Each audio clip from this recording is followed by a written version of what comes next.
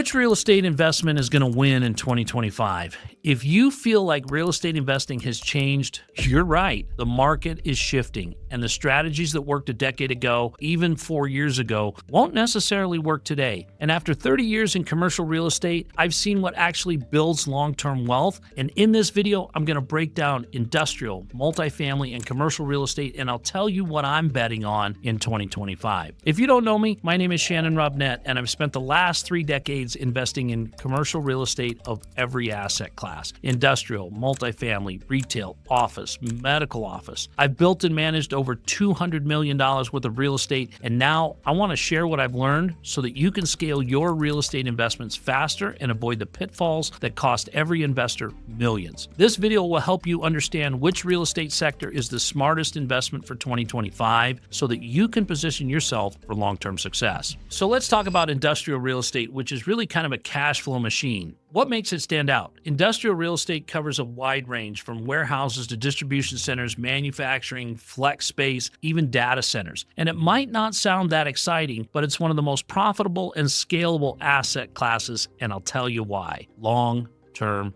leases. Industrial tenants typically sign 5 to 10-year leases with 10-year options to renew, and the leases have built-in rent increases. That means predictable, consistent cash flow. And on top of that, these leases are triple net leases. That means that the tenant covers taxes, insurance, maintenance, so your expenses stay low. In fact, you don't have any because they're passed on to the tenant, so your cash flow stays predictable. It's minimal tenant hassle. Your tenants are businesses, not individuals, so there's no late night plumbing calls, usually no evictions, there's not turnover every 12 months. I have a 20,000 square foot industrial flex space that nets about $26,000 a month with zero landlord expenses. Doesn't mean I don't pay the bills, it means the tenants reimburse me. Now, if I compare that to single family homes where I need at least 15 homes to generate the same amount of cash flow, plus I'm handling property taxes, maintenance, dealing with short-term tenants, move-ins, move-outs, dogs, pets, kids, all of those kinds of things are hard on your buildings. But industrial real estate offers a scalability without the headaches because you don't have to deal with all of that headache, which is why it's one of my top investments. On top of that, with everything that's happening in the manufacturing space and in the tariff space, this is going to be a very hot commodity over the next 3 to 5 years, but it's not the only one. Now, if you want the stability of traditional real estate, but with much higher returns than single-family homes, multifamily might be the right bet for you. Longer term, but it has the advantage of scalability. Why does it work? Multifamily properties like apartment buildings, townhome communities, and large rental complexes offer consistent demand and easier management at scale. There's a higher rate of return in a 50-unit apartment complex than 50 single-family homes, and a 50-unit apartment complex is easier to manage than those 50 separate locations. And your expenses are spread across the same number of units, but you have on-site staff that can handle these at reduced costs. Unlike single-family rentals, you can afford to hire a full-time property management team, freeing up your time. They're on site, calls are handled quicker, things are just done more efficiently. Now, here's the thing. I like new builds because there's fewer repairs. Older buildings, they can drain your profits with consistent maintenance that was unseen at the time of purchase. But new construction multifamily gives you years before capital expenses hit. I've built and developed over $200 million of new multifamily projects, and I can tell you firsthand, this asset class is what Wall Street wants. And they want wealth and they want passive income without a lot of requirements from the landlord. But if you want to invest in properties that generate even higher returns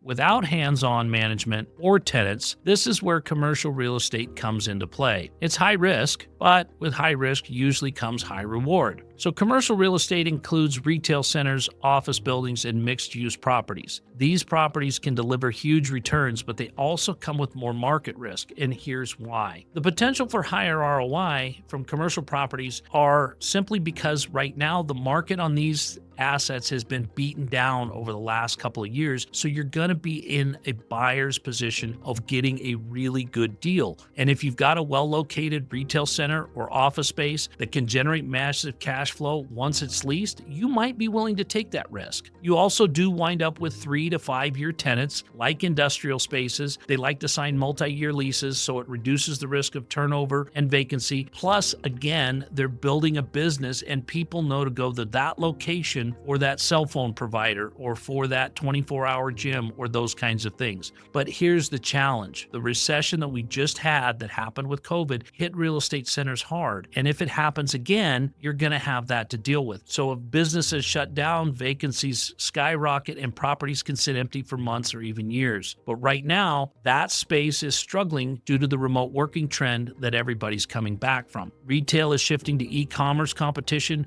but certain assets like medical office, self-storage, conversion of retail to self-storage, and high-traffic retail are still strong investments. So which real estate investment wins in 2025? Here's my final verdict, and here's what I think you should invest in. If you want predictable cash flow and minimal landlord responsibility, industrial is hands down your best bet. Low expenses, long-term leases, and business trends that tend to make it hands-off, profitable investments, that's a good one for you. If you want long-term stability with strong returns and more upside for growth, multifamily is the way to go because it's built-in demand, it's scalable, it's manageable, and it's got strong appreciation potential because of the tenant turnover. Both sides of the coin. But if you're willing to take higher risks for a potential bigger reward, certain types of commercial real estate can drive incredible profits, but you need to be very, very selective on the location and the tenant stability that goes into your projects. So no matter what you do, choosing the right investment comes down to your goals and what you're looking for in the steady cash flow, scalability, passive income bag of tricks that you want to build. If you want proven investment strategies, download my free guide in the descriptions below because it lays out exactly how to get started. If you think I followed through on the value